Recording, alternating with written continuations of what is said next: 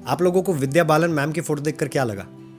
यही लगा ना कि ये इतनी सडनली ओवरवेट कैसे हो गई मैम। करेक्ट है? एक्चुअली ना बहुत सारे लोगों को एक छोटी सी प्रॉब्लम होती है जिसका उनको अंदाज़ा ही नहीं होता कि वो प्रॉब्लम है, और उनको लगता है कि वो मोटे होते चले जा रहे हैं। मैं इतना डाइट कर रहा हूँ, मैं इतना फिट हूँ, मैं इतना कम खाना खा रहा हूँ, फिर भी ये सूजन, थकान, इंडाइजेशन की प्रॉब्लम ही ख़त्म नहीं हो रही है। ऐसी उनकी कंप्लेंट्स होती है। ऐसा क्यों? क्योंकि उनको लो ग्रेड क्रॉनिक इन्फ्लेमेशन होता है। वो क्रॉनिक इन्फ्लेमेशन ना मोटापे से संबंधित नहीं होता है, वो बहुत धीरे धीरे चलने वाली, लंबे समय तक रहने वाली सूजन होती है शरीर में, और उसका तुरंत पता भी नहीं चलता है, आखिर तक पता नहीं चलता है। हमको लगता है हम मोटे हो रहे हैं, हम कुछ अनहेल्दी खा रहे हैं, लेकिन फिर भी आपने अभी कहा, आपको लगता है कि आप डाइट कर रहे हो फिर भी मोटे हो रहे हो, एक एक रोटी खा रहे हो फिर भी मोटे हो रहे हो। जनरली आपके इम्यून सिस्टम का एक छोटा सा ओवर एक्टिविटी होता है, जिसकी वजह से ना आपके टिश्यूज़ को आपका ही इम्यून सिस्टम डैमेज कर रहा होता है। और जब किसी चीज़ को डैमेज होता है ना, तो वहाँ पे सूजन आ जाती है। मेरे हाथ में अभी सूजन है इस वक्त, क्योंकि मुझे यहाँ पे मुक्का मार लगा है। उसी तरह से पूरे शरीर में हर एक टिश्यू में सूजन आने का मतलब आप इन्फ्लेटेड हो, इन्फ्लेमेशन के शिकार हो। करेक्ट है? उससे मोटापे का कोई संबंध नहीं है, और बहुत थोड़े से तरीके हैं वो इन्फ्लेमेशन को ख़त्म करने की।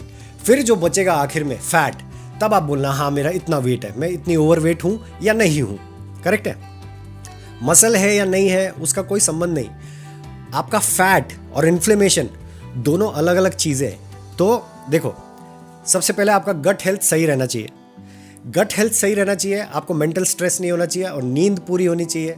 और सबसे इंपॉर्टेंट, ओमेगा 6 फैटी एसिड्स को आपको नीचे ला रहा है, मतलब वेजिटेबल ऑयल से आपको दूर रहना है। कैनोला, सोयाबीन, इन सब से आपको दूर रहना है। इसको रिप्लेस करो ऑलिव ऑयल से।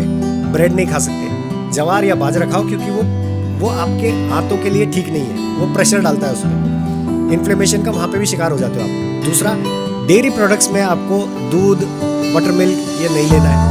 आप A2 दूध ले सकते हो या कोकोनट मिल्क दूध। तीसरा, आपको ओमेगा 3 के टैबलेट्स लेने हैं। ओमेगा 6 to ओमेगा 3 का रेशियो हमको बरकरार रखना है।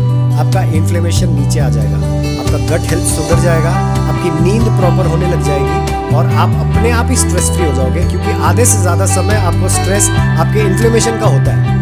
आपको लगता है कि आप मोटे हो, लेकिन आप मोटे नहीं, आप इन्फ्लेमेशन के शिकार हो। So this is clear. इतने छोटे से चेंजेस करने के बाद आपको लगेगा कि मैं मोटी कैसे थी या मैं मोटा कैसे था, तो everything will be fine. So please try to implement this thing and let me know in the comment section whether it has worked for you or not. It definitely works.